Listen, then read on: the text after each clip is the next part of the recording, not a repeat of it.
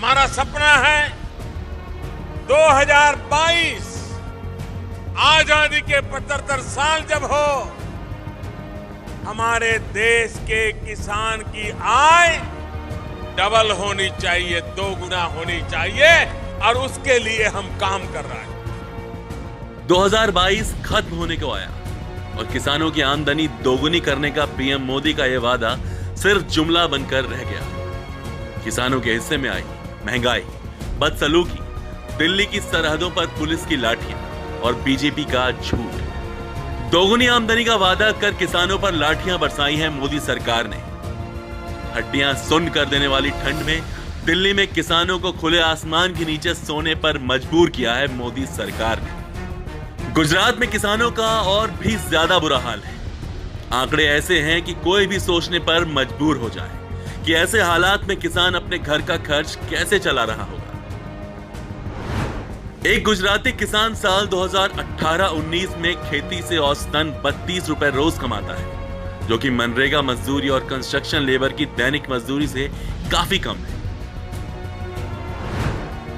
BJP की सरकार में किसानों का हाल यह है कि गुजरात में कृषि मजदूरी देश में सबसे कम है। साल 2020-21 में गुजरात में औसत मजदूरी दर 213 रुपए रही, जबकि मजदूरी की औसत राष्ट्रीय दर 310 रुपए थी। अपने बच्चों की ख्वाहिशें, परिवार का पालन पोषण ठीक से न कर पाने की टीस गुजरात की जनता के चेहरे पर साफ देखी जा सकती है। चारों तरफ से निराशा में घिरे लोग बीजेपी की सरकार में अब जिंदगी से हार मान रहे हैं। आंकड़े बताते हैं कि गुजरात में हर दिन 9 लोग आत्महत्या कर रहे हैं, जिसमें किसान भी शामिल हैं। गुजरात में भारी कर्ज के बोझ तले किसान कम आमदनी की वजह से तनाव में है।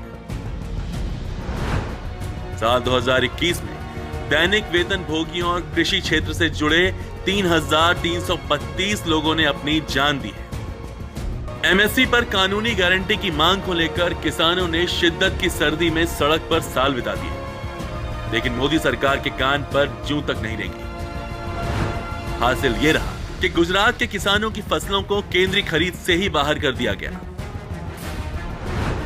बीजेपी सरकार जो दावे करती है, लेकिन सच यह है कि गुजरात से धान और गेहूं की खरीद न के बराबर है।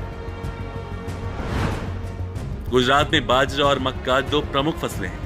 साल 2021-22 में सिर्फ 148 मक्का किसानों और 3063 बाजरा किसानों को ही खरीद का लाभ मिला।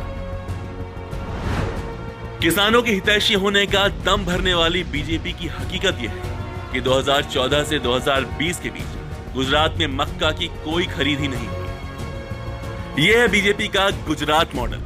बीजेपी की सरकार ने किसानों को भी नहीं बख्शा। फरेब की फैक्ट्री बीजेपी ने उस अन्नदाता को धोखा दिया जिसने कोरोना जैसे मुश्किल दौर में देश की अर्थव्यवस्था को संभाले रखा था। बीजेपी के इस धोखे का हिसाब तो जनता लेकर रहेगी। बीजेपी को ऐसे उखाड़ फेंकेगी कि नाम तक गुम जाएगा।